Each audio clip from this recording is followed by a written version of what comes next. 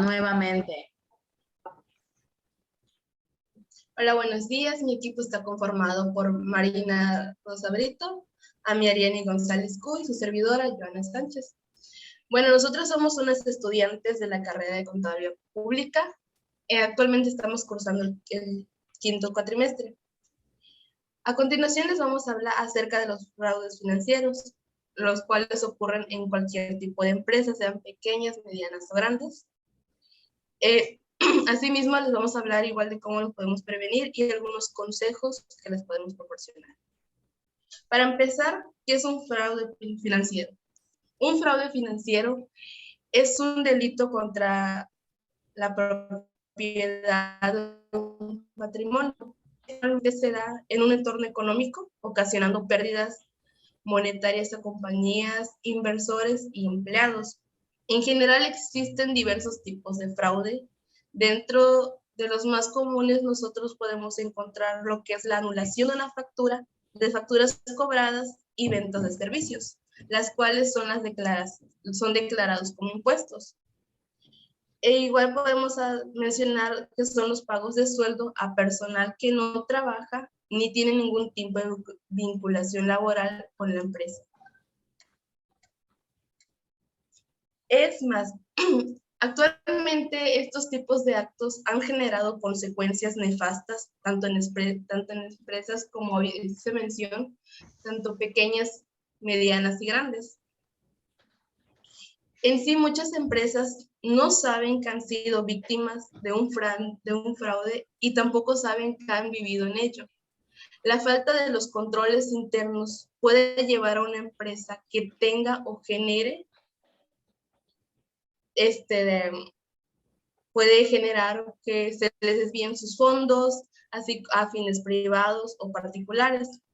Pero no solamente estos problemas afectan a lo financiero, sino que también afectan en muchos otros aspectos de tipo moral en la organización. Otra pregunta que igual vimos es que si el fraude se propensa a partir del tamaño de la empresa. En lo general no. Esto no incluye el tamaño, porque el fraude no reconoce el tamaño de las empresas. Se puede presentar en empresas tanto grandes, medianas y pequeñas. Incluso tampoco reconoce las ubicaciones geográficas. Pueden ser víctimas tanto empresas nacionales como internacionales. Todo esto se puede dar por el objeto de ser un fraude en cualquier momento. En sí, en la actualidad, el fraude se ha convertido en una verdadera hazaña, por lo que la persona que lo comete posiblemente ya ha identificado ciertos elementos o debilidades dentro de la empresa. A continuación la dejo con mi compañera Ami. Hola, buenos días. Bueno, otro punto importante es de qué forma impacta el fraude a las empresas financieramente. Se podría decir que el primer impacto es el monto del fraude. Esta acción puede causar un daño económico a la empresa, puesto que lo más perjudicado allí es el capital de la compañía y de los costos que la conforman. El segundo punto puede ser que los costos que vienen asociados a ese fraude, y si la empresa es especialista para realizar auditorías forenses para detectar o descubrir la totalidad del fraude, juntando las evidencias necesarias para luego especificar de este, son costos adicionales en los que costos que debe cubrir adicionalmente la empresa. Y como último punto más importante de forma, o sea, para saber de qué forma impacta, sería que el costo reputacional es más difícil de sobrellevar, es decir, que afecta más la imagen de la empresa, dado que los clientes que actualmente maneja la empresa y en caso de que detecten alguna irregularidad, posiblemente van a empezar a ver a los otros competidores y a uno mismo con desprestigio. El impacto reputacional es el que logra tener mayor peso negativo ante la sociedad, empleados y trabajadores, ya que los accionistas pueden tomar decisiones y determinaciones radicales como el no seguir interviniendo en la empresa simplemente porque ven un riesgo. También hay que contar que con el código de ética que se cuenta en la empresa, los empleados consideran de primera mano como el funcionamiento ético y profesional de la organización. Así, mediante una actividad de participación se logra establecer pues, un ambiente más sano dentro de la empresa. Esas medidas ayudan a que la imagen no se vea tan perjudicada. Por lo general, dentro de las prioridades de las empresas, casi nunca se contempla la implementación de mecanismos de control antifraude. La prioridad siempre ha sido la venta, como también la producción, reducción de costos y expansión de negocios. Invertir en controles internos y adquirir herramientas tecnológicas para la prevención y detección de actividades ilícitas debería ser una prioridad más que un gasto. Porque entre más vulnerable esté el sistema de control de las empresas, es más probable sufrir un evento de estas características. Cada organización debe tener su propio core dentro de lo que busca es estar monitoreado cuáles son las actividades sensibles literalmente dentro de la organización.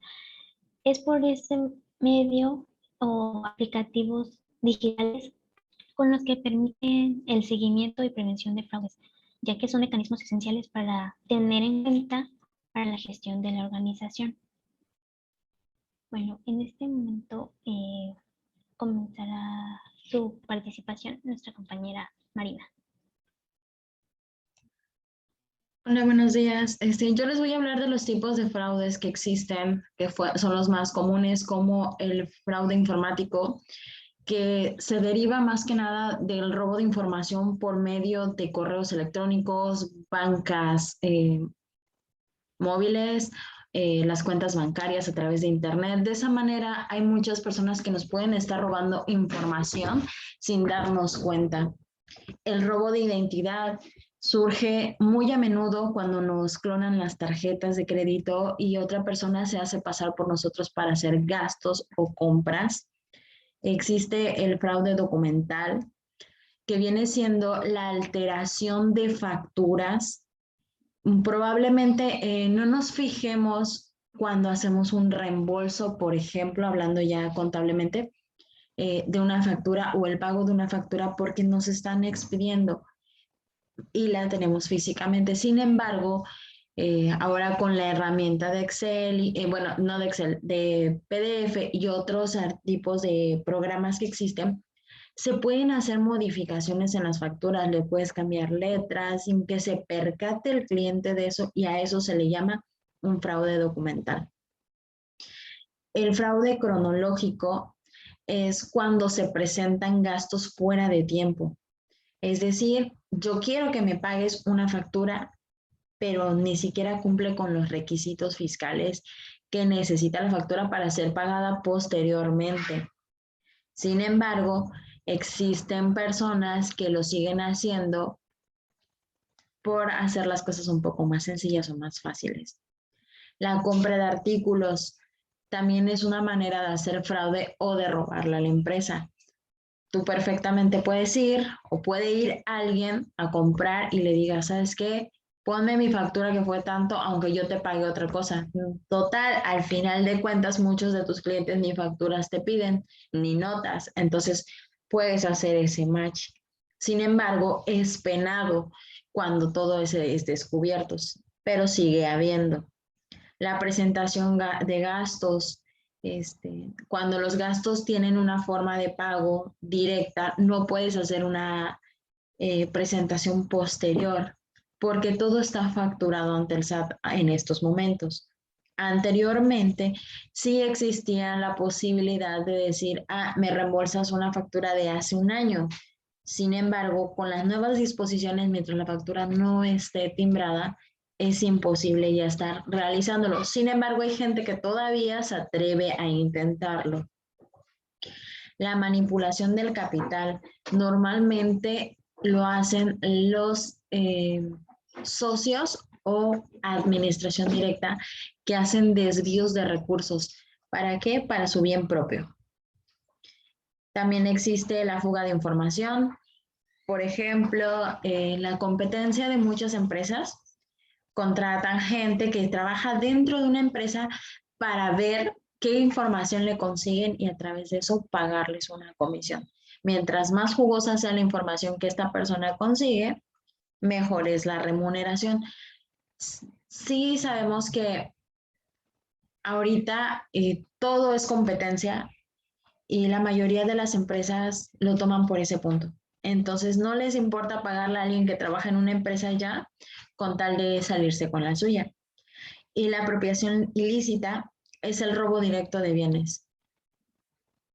Yo, administrador, yo, contador, veo que la empresa donde trabajo tiene mucho o está generando mucho y nos está, no es lo suficiente y te entra la avaricia y empieza a hacer robo. Yo almacenista, yo limpieza, yo lo que quieras, al empezar a hacer la subtracción de algún bien de la empresa, eso ya es un robo o apropiación ilícito. ¿Cómo podemos prevenirlo? Podemos realizar auditorías, tener un contrato determinado con un reglamento de la empresa, hacer el detalle de labores por departamento o colaboradores, dependiendo de qué se dediquen, hacer un control, hacer revisiones sorpresivas, llegar de la nada, hacerles una auditoría en momentos de que no se imaginen, para de esa manera poder detectar si algo está fallando o en qué estamos fallando. Pero también tenemos que tener en cuenta que hay que capacitar a nuestro personal. Si metemos a una persona al ruedo sin que sepa hacer las cosas, va a cometer algo mal y no precisamente porque te esté queriendo hacer un fraude. Sin embargo, como empresa, al afectarnos nuestras finanzas, vamos a decir, me estás haciendo un fraude y a veces es por no tener experiencia en algo. En conclusión, existe algo que se llama diamante de fraude, que es la oportunidad, la presión y la racionalización. ¿Qué quiere decir? Yo, como persona, veo una oportunidad de subtraer o mejorar mi economía, que eso es la mayor parte del tiempo por lo que hacen los fraudes. Si veo la oportunidad, yo decido si la tomo. Pero también depende cómo esté ahogada en deudas o lo que sea para tomar la decisión, porque estoy presionada por algo, o porque alguien me está presionando, o porque alguien me está amenazando. Y bien, si yo decido hacerlo. Si yo no decido, si yo no razono el por qué lo quiero hacer o por qué lo estoy haciendo, esas son las pautas. Si existe oportunidad, presión y razón, eso es suficiente para generar un fraude, pero sí lo podemos prevenir. Eso sería todo por nuestra parte. Muchísimas gracias por su tiempo. Espero que les haya gustado este pequeño video sobre fraudes financieros y que sea de su agrado. Muchas gracias.